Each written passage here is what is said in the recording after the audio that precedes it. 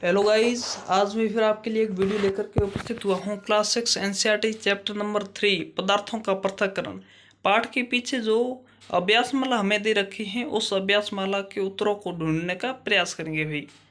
चलिए शुरू करते हैं। क्वेश्चन नंबर 1, हमें किसी मिश्रण के भिन्न अवयवों को पृथक करने की आवश्यकता क्यों होती है? दो उदाहरण लिखिए। सबसे पहले हम लिखेंगे कि आवश्यकता क्यों होती है और उसके बाद में इसके उदाहरण लिखेंगे भाई। उत्तर, निम्नलिखित कारणों से मिश्रण में उपस्थित अवयवों को अलग करने की आवश्यकता पड़ी। पॉइंट नंबर 1, मिश्रण में अनुपयोगी हानिकारक पदार्थों को अलग करना, उदाहरणार्थ चाय बनाने के उपरांत चाय की पत्ती को अलग करना। पॉइंट नंबर 2, मिश्रण में से उपयोगी अवयवों को प्राप्त करना, उदाहरणार्थ गेहूं या चावल के दानों में से भूसे को अलग करना। पॉइंट नंबर 3, मिश्रण में से अशुद्धता को अलग करके शुद्ध पदार्थ प्राप्त करना, उदाहरणार्थ सिरा में से चीनी के रवे प्राप्त करना, समुद्र जल में से नमक प्राप्त करना। चलो इसके दो उदाहरण देख लेते भाई। उदाहरण नंबर 1, चीनी तथा चाक पाउडर का मिश्रण, इसे जल में घोलकर तत्पश्चात छानकर अलग किया जाता है। फिर विलयन का वाष्पन करके चीनी अलग प्राप्त होती है। उदाहरण नंबर 2, नमक चूर्ण तथा रेत को जल में घोलकर छानकर रेत अलग करते हैं, तत्पश्चात निस्यंदन को उबालकर नमक प्राप्त कर लेते हैं। अब हम देखेंगे भी क्वेश्चन नंबर 2, निष्पादन से क्या अभिप्राय है, यह कहाँ उपयोग किया जाता है? निष्पादन क्या है और इसका उपयोग लिखना है भाई। एक मिश्रण में से हल्के अवयवों तथा हल्के अवयवों का भारी अवयवों से वायु वेग द्वारा अलग करना निष्पादन कहलाता है। इस विधि में अनाज के भारी कणों को भूसे के हल्के कणों से अलग करते हैं। भूसे के कणों को वायु वेग द्वारा उड़ाकर ले जाया जाता है तथा अनाज के भारी दानों का ढेर लग जाता है। इस विधि का उपयोग किसान द्वारा खेत में अनाज लाकर उन्हें अलग करने में किया जाता है। इस विधि का प्रयोग आटा चक्की पर भी किया जाता है। ठीक है, अब देखेंगे हम क्वेश्चन नंबर 3, पकाने से पहले दालों के किसी नमूने से आप भूसे एवं धूल के कण कैसे पृथक करोगे? तो इसका उत्तर देखते हैं भाई।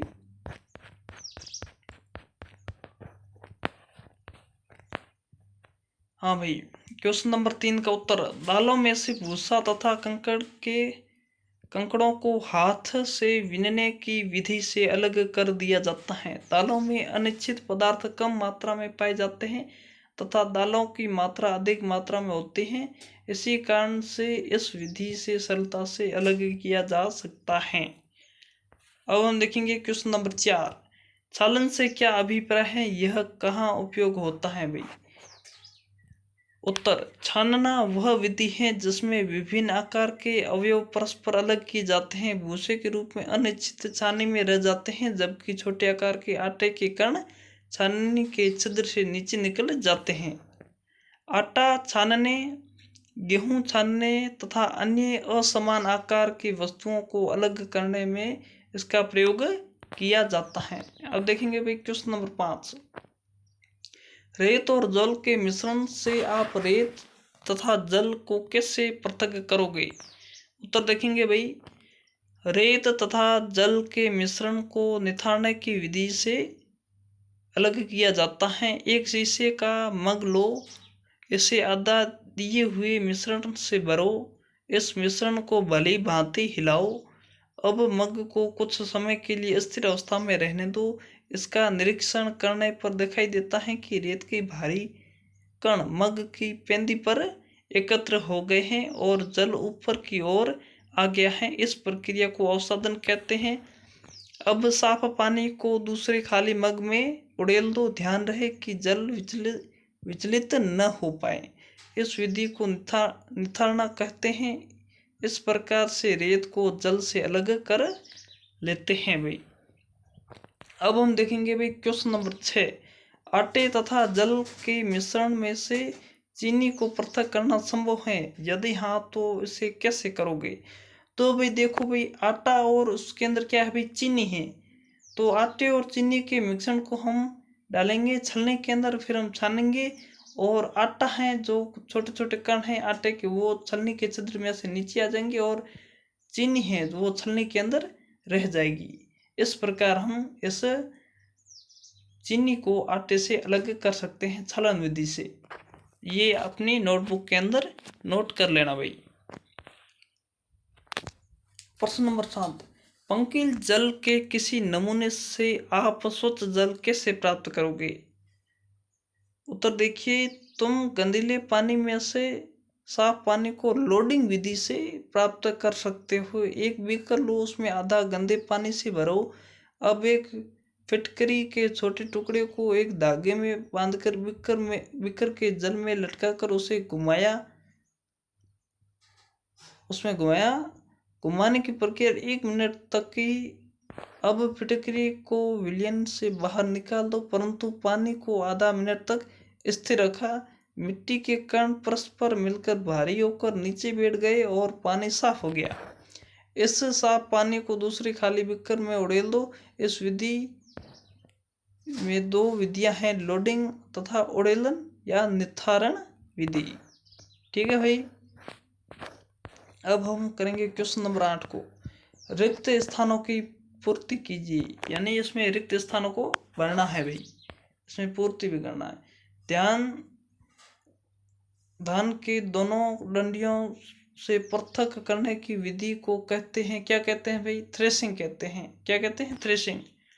देखेंगे भाई, किसी एक कपड़े पर दूध को उड़ेलते हैं तो मलाई उस पर रह जाती है। पृथक्करण की यह प्रक्रिया क्या कहलाती है भाई? निस्यंदन कहलाती है। क्या कहलाती है? निस्यंदन। समुद्री जल से नमक रिक्त स्थान प्रक्रिया द्वारा प्राप्त किया जाता है, वाष्पन प्रक्रिया द्वारा प्राप्त किया जाता है। किस प्रक्रिया द्वारा? वाष्पन प्रक्रिया द्वारा। इसके नीचे उत्तर गिवन भी है भाई। जब पंकिल जल को पूरी रात एक बाल्टी में रखा जाता है तो अशुद्धियां तले में बैठ जाती हैं। इस पश्चात जल को ऊपर से पृथक कर लेते हैं। इसमें उपयोग होने वाली पृथक्करण की प्रक्रिया को क्या कहते हैं भाई? निस्यंदन कहते हैं। क्या कहते हैं? निस्यंदन। अब हम क्वेश्चन नंबर 9 को देखने का प्रयास करेंगे भाई। क है, इसमें सत्य तथा असत्य देखेंगे, सत्य अथवा असत्य। क, दूध और जल के मिश्रण के निस्यंदन द्वारा पृथक किया जाता है। क्या निस्यंदन द्वारा पृथक्करण किया जा सकता है भी? नहीं, गलत, रॉन्ग आंसर है ये। इसके अंदर आ जाएगा असत्य। नमक और चीनी के मिश्रण को निष्पवन द्वारा पृथक किया जा सकता है। क्या ये सही है? ये असत्य है भाई। ग देखिए, चाय की पत्तियों की चाय से पृथक्करण निस्यंदन द्वारा किया जा सकता है भाई। निस्यंदन द्वारा किया जा सकता है। ये भाई क्या है? सत्य है। अनाज और भूसे का पृथक्करण निस्तारण प्रक्रम द्वारा किया जा सकता है। किया जा सकता है क्या? जी हाँ, ये क्या है भाई? ये सत्य है। अब हम देखेंगे क्वेश्चन नंबर 10 को। जल में चीनी तथा नींबू का रस मिलाकर शिकंजी बनाई जाती है। आप बर्फ डालकर इसे ठंडा करना चाहते हो। आप शिकंजी में बर्फ चीनी घोलने से पहले डालोगे या बाद में? किस प्रकरण में अधिक चीनी घोलना संभव होगा?